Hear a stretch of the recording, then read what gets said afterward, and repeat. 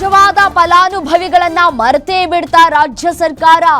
ಅರ್ಜಿ ಹಾಕಿ ವರ್ಷಾನುಗಟ್ಲೆಯಿಂದ ಅಲೆದ್ರೂ ಕೂಡ ಮನೆಯನ್ನ ಕೊಡದ ಸರ್ಕಾರ, ತಿಂಗಳಾನುಗಟ್ಲೆ ಕಚೇರಿಗೆ ಅಲೆದ್ರೂ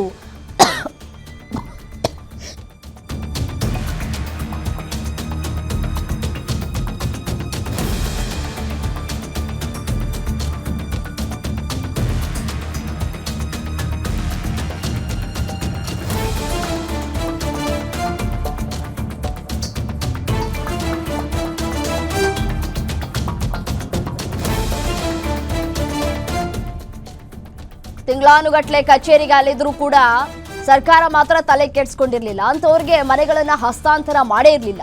ಕರ್ನಾಟಕದ ಅಸಲಿ ಬಡವರಿಗೆ ಇನ್ನೂ ಕೂಡ ಸಿಕ್ಕಿಲ್ಲ ವಸತಿ ಭಾಗ್ಯ. ರಾಜ್ಯಾದ್ಯಂತ ಒಟ್ಟು 37,48,756 ಲಕ್ಷ ಮಂದಿ ವಸತಿ ಇಲ್ಲದೆ ಪರದಾಡ್ತಾ ಇದ್ದಾರೆ. ಇದು ಖುದ್ದು ವಸತಿ ಸಚಿವ ಜಮೀರ್ ಅಹ್ಮದ್ ಅವರೇ ಕೊಟ್ಟಿರುವಂತಹ ಮಾಹಿತಿ. ಈ ಕುರಿತಂತೆ ಅಧಿವೇಶನದಲ್ಲೂ ಕೂಡ ಪ್ರಸ್ತಾಪ ಮಾಡಿದ್ರು ನಾಯಕರು. ಆದರೂ ಕೂಡ ದಿಢೀರ್ ಹುಟ್ಕೊಂಡಂತಹ ಸಂತ್ರಸ್ತರಿಗೆ ಫ್ಲಾಟ್ ಕೊಟ್ಟಿದ್ ಯಾಕೆ, ಹೇಗೆ ಕೊಟ್ರು ಅಂತ ಹೇಳಿ ರಾತ್ರೋರಾತ್ರಿ ಶೆಡ್ ಅನ್ನ ಹಾಕೊಂಡಿದ್ರು. ಹಗಲು ಹೊತ್ನಲ್ಲಿ ಅಕ್ರಮ ಅಂತ ಹೇಳಿ ತೆರವು ಮಾಡಿದ್ದಾರೆ.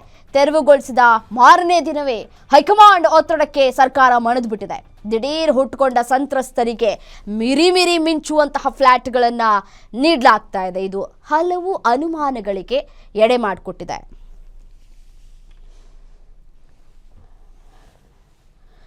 ಇದೇ ವಿಚಾರಕ್ಕೆ ಸಂಬಂಧಪಟ್ಟಂತೆ ಮತ್ತಷ್ಟು ಡೀಟೇಲ್ಸ್ ಕೊಡ್ತಾ ಹೋಗ್ತಾರೆ ಮಾರುತಿ ಪಾವಗಡ ನೇರ ಸಂಪರ್ಕದಲ್ಲಿ ಜಾಯಿನ್ ಆಗಿದ್ದಾರೆ. ಮಾರುತಿ, ಈ ಶೆಡ್ ಅನ್ನ ಹಾಕೊಂಡಿದ್ದವರಿಗೆ ಇದೀಗ ಫ್ಲಾಟ್ ಭಾಗ್ಯ ಸಿಗ್ತಾ ಇದೆ. ಯಾರನ್ನೋ ಮನವೊಲಿಸುವಂತಹ ಪ್ರಯತ್ನದಲ್ಲಿ ನಮ್ಮ ಕರ್ನಾಟಕ ಜನತೆಗೆ ಇಲ್ಲಿ ಸಾಕಷ್ಟು ತೊಂದರೆಗಳಾಗ್ತಾ ಇದ್ರೂ ಕೂಡ ಡೋಂಟ್ ಕೇರ್ ಅಂತ ಇದೆ ಸರ್ಕಾರದ ನಡೆ ನಿಜಕ್ಕೂ ಖಂಡನೀಯ ಅಲ್ವಾ? ರಮ್ಯಾ, ಕೋಗಿಲು ಬಳಿ ಈ ಅತಿಕ್ರಮವಾಗಿ ಶೆಡ್ಡುಗಳನ್ನು ಹಾಕ್ಕೊಂಡಿರುವಂಥದ್ದು, ಅಕ್ರಮವಾಗಿ ಅವರು ಹಾಕ್ಕೊಂಡಿದ್ದಾರೆ ಅನ್ನುವಂಥ ಒಂದು ಮಾಹಿತಿ ಸಿಕ್ಕ ಬಳಿಕವೇ ರಾಜ್ಯ ಸರ್ಕಾರ ಅವರನ್ನು ತೆರವು ಮಾಡುವಂಥ ಒಂದು ಕೆಲಸವನ್ನು ಮಾಡಿತ್ತು. ಆದರೆ ತೆರವು ಮಾಡಿದ ಕ್ಷಣದಲ್ಲಿ ಅವ್ರಿಗೆ ಪರ್ಯಾಯ ವ್ಯವಸ್ಥೆ ಮಾಡೋದಾಗಲಿ ಇಲ್ಲ 3-4 ದಿನಗಳ ಕಾಲ ಈ ವಿಚಾರ ಚರ್ಚೆ ಮಾಡಿದಾಗ DCM DK ಶಿವಕುಮಾರ್ ಅವರೇ ಅಧಿಕೃತವಾಗಿ ಹೇಳಿಕೆಯನ್ನು ಕೊಟ್ಟಿದ್ದರು. ಯಾರು ಅಕ್ರಮವಾಗಿ ಶೆಡ್ಡುಗಳನ್ನು ಹಾಕ್ಕೊಂಡಿದ್ರು ಅಂಥವರ ಮನೆಗಳನ್ನು ತೆರವು ಮಾಡಿದ್ವಿ ಬಿಟ್ಟರೆ ನಾವು ಕಾನೂನು ವಿರುದ್ಧವಾಗಿ ನಡ್ಕೊಂಡಿಲ್ಲ ಅನ್ನುವಂಥದ್ದನ್ನು ಪದೇ ಹೇಳುವಂಥ ಒಂದು ಕೆಲಸವನ್ನು DK ಶಿವಕುಮಾರ್ ಅವರು ಮಾಡಿದ್ರು. ಅದೇ ರೀತಿ ಸಿದ್ದರಾಮಯ್ಯ ಅವರು ಕೂಡ ಮಾಡಿದ್ರು. ಆದರೆ ಈ ವಿಚಾರಕ್ಕೆ ಸಂಬಂಧಪಟ್ಟಂತೆ ಕೇರಳ CM ಪಿಣರಾಯಿ ಅವರು ಮಾಡಿದಂಥ ಒಂದು ಟ್ವೀಟ್ ಅದಾದ ಬಳಿಕ ವೇಣುಗೋಪಾಲ್ ಅವರು ಎಂಟ್ರಿ ಆದ ಬಳಿಕ ಸರ್ಕಾರದ ಇಡೀ ನಡೆ ಬದಲಾಯಿತು ಅಂತಲೇ ಹೇಳ್ಬೋದು. ಯಾವಾಗ ಕಾಂಗ್ರೆಸ್ ಹೈಕಮಾಂಡ್ ಮಟ್ಟದಲ್ಲಿರುವಂತಹ ವೇಣುಗೋಪಾಲ್ ಅವರು ಸಂಪೂರ್ಣವಾದಂಥ ಒಂದು ಮಾಹಿತಿಯನ್ನು ಕೊಡಿ ಅನ್ನುವಂಥ ಒಂದು ತಾಕೀತನ್ನು ಮಾಡಿದ್ರು. ತದಬಳಿಕ ಸಿದ್ದರಾಮಯ್ಯ ಅವರ ನಿಲುವು ಬದಲಾಯಿತು, DK ಶಿವಕುಮಾರ್ ಅವರ ನಿಲುವು ಬದಲಾಯಿತು, ಇಡೀ ಸರ್ಕಾರದ ನಿಲುವು ಕೂಡ ಬದಲಾಯಿತು ಅನ್ನುವಂಥ ಒಂದು ಆಕ್ಷೇಪದ ಮಾತುಗಳು ಈಗ ವ್ಯಕ್ತವಾಗ್ತಾ ಇರುವಂಥದ್ದು.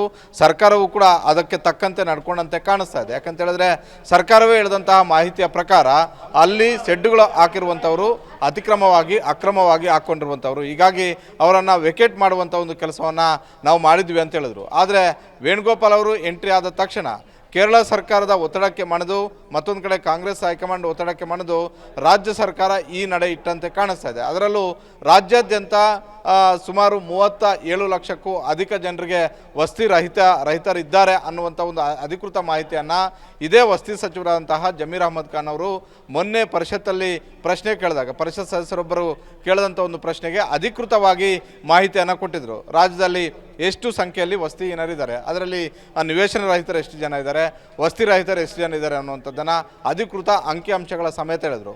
ಆ ಸಂದರ್ಭದಲ್ಲಿ ವಿಧಾನ ಪರಿಷತ್ತಲ್ಲಿದ್ದಂತಹ DCM DK ಶಿವಕುಮಾರ್ ಅವರು ಹೇಳಿದರು, ಸ್ವತಂತ್ರ ಬಂದು ಇಷ್ಟು ವರ್ಷಗಳಾದ ಬಳಿಕವೂ ಕೂಡ ರಾಜ್ಯದಲ್ಲಿ ಇಷ್ಟು ಜನ ವಸತಿ ಏನರಿದ್ದಾರೆ ಅಂತ ಹೇಳಿದ್ರೆ ಇದು ಒಂದು ರೀತಿ ಸರ್ಕಾರಕ್ಕೂ ಕೂಡ ಅಗೌರವ ತರುವಂಥ ಒಂದು ವಿಚಾರ. ಯಾವುದೇ ಸರ್ಕಾರ ಇರಬಹುದು, ಮೊದಲು ನಾವು ಇವರಿಗೆ ವಸತಿಯನ್ನು ಕಲ್ಪಿಸ್ಕೊಡ್ಬೇಕು ಅನ್ನುವಂಥ ಒಂದು ಹೇಳಿಕೆಯನ್ನು ಕೊಟ್ಟಿದ್ರು. ಆದರೆ ಸರ್ಕಾರ ಆ ಉತ್ತರ ಕೊಟ್ಟಂತಹ ಕೆಲವೇ ದಿನಗಳಲ್ಲಿ ಕೋಗಿಲು ಬಳಿ ಇರುವಂತಹ ಅಕ್ರಮವಾಗಿ ಶೆಡ್ಡು ಮತ್ತು ಕಟ್ಟಡ ಕಟ್ಟದಂಥವರನ್ನು ತೆರವು ಮಾಡುತ್ತೆ. ಅದರಲ್ಲಿ ಯಾವುದೇ ತಪ್ಪಿಲ್ಲ ಅನ್ನುವಂಥದ್ದು ವಿರೋಧ ಪಕ್ಷಗಳು ಹೇಳ್ತವೆ. ಅದೇ ರೀತಿ ಅಲ್ಲಿ ಮಾಹಿತಿ ಸಂಗ್ರಹ ಮಾಡಿದಂಥವರು ಕೂಡ ಹೇಳ್ತಾರೆ. ಆದರೆ ಏಕಾಏಕಿ ರಾತ್ರೋರಾತ್ರಿ ಕಟ್ಟಡವನ್ನು ಉರುಳಿಸೋದು, ಸೆಡ್ಡನ್ನು ಉರುಳಿಸೋದು, ಬೆಳಗ್ಗೆ ಆದ ತಕ್ಷಣ ಕಾಂಗ್ರೆಸ್ ಹೈಕಮಾಂಡ್ ಎಂಟ್ರಿ ಆಯಿತು ಅಂತ ಹೇಳಿದ ತಕ್ಷಣವೇ ಅವ್ರಿಗೆ ಈಗ ಪರ್ಯಾಯ ವ್ಯವಸ್ಥೆಯನ್ನು ಕಲ್ಪಿಸ್ಕೊಳ್ಳುವಂಥದ್ದು ಎಷ್ಟು ಮಟ್ಟಿಗೆ ಸರಿ? ಇಡೀ ರಾಜ್ಯಾದ್ಯಂತ ಬೇರೆ ಬೇರೆ ಕಾರಣಗಳಿಗೋಸ್ಕರ ಒತ್ತುವರಿ ತೆರವು ಮಾಡುವಂಥ ಒಂದು ಕೆಲಸ ರಾಜ್ಯ ಸರ್ಕಾರ ಮಾಡಿದೆ. ಹಾಗಾದರೆ ಈ ನಿಯಮ ಅವ್ರಿಗೂ ಕೂಡ ಅನ್ವಯ ಆಗುತ್ತಾ? ಈ ಪ್ರಶ್ನೆಗಳಿಗೆ ಉಟ್ಕೊಂಡಿರುವಂಥ, ಯಾಕಂತ ಹೇಳಿದ್ರೆ ಅವರ ವಿಚಾರದಲ್ಲಿ ಈಗ ಕಾಂಗ್ರೆಸ್ ಹೈಕಮಾಂಡ್ ಏನು ಎಂಟ್ರಿ ಆಗೋದಿಲ್ಲ. ಇಲ್ಲಿ ಕೋಗಿಲು ಬಳಿ ಯಾವ ಕಾರಣಕ್ಕೋಸ್ಕರ ಕಾಂಗ್ರೆಸ್ ಹೈಕಮಾಂಡ್ ಎಂಟ್ರಿ ಆಯಿತು ಅಂತ ಹೇಳಿದ್ರೆ, ಅಲ್ಲಿ ಯಾವಾಗ ಪಿಣರಾಯಿ ಅವರು ಟ್ವೀಟ್ ಮಾಡಿದ್ರು, ಮುಂದೆ ಬರ್ತಾ ಇರುವಂತಹ ಕೇರಳ ಚುನಾವಣೆಯಲ್ಲಿ ಇದು ಎಫೆಕ್ಟ್ ಆಗ್ಬೋದು ಅನ್ನುವಂತಹ ಲೆಕ್ಕಾಚಾರವನ್ನು ಹಾಕಿದಂತಹ ಕಾಂಗ್ರೆಸ್ ಹೈಕಮಾಂಡ್ ಕೂಡಲೇ ಇದಕ್ಕೆ ಪರ್ಯಾಯ ವ್ಯವಸ್ಥೆಯನ್ನು ಕಲ್ಪಿಸ್ಕೊಡ್ಬೇಕು, ಇಲ್ಲ ಅಂತ ಹೇಳಿದ್ರೆ ಮುಂದಿನ ದಿನಗಳಲ್ಲಿ ನಮಗೆ ಕೇರಳದಲ್ಲಿ ಬಹುದೊಡ್ಡದಾದಂತಹ ರಾಜಕೀಯ ನಷ್ಟ ಆಗುತ್ತೆ ಅನ್ನುವಂಥ ಒಂದು ಸಂದೇಶವನ್ನು ರವಾನೆ ಮಾಡಿದ ಬಳಿಕವೇ ಸಿದ್ದರಾಮಯ್ಯ, ಡಿ ಕೆ ಶಿವಕುಮಾರ್, ಜಮೀರ್ ಅಹಮದ್ ಖಾನ್ ಸೇರಿದಂತೆ ಇಡೀ ಸರ್ಕಾರ ಹೈ ಅಲರ್ಟ್ ಆಯಿತು. ಈಗ ಅತಿಕ್ರಮದವ್ರಿಗೂ ಕೂಡ ಅಕ್ರಮವಾಗಿ ಶೆಡ್ ಹಾಕೊಂಡಂಥವ್ರಿಗೂ ಕೂಡ ಈಗ ವಸತಿ ಭಾಗ್ಯ ಕೊಡೋದಕ್ಕೆ ಸರ್ಕಾರ ಮುಂದಾಗಿರುವಂಥದ್ದು.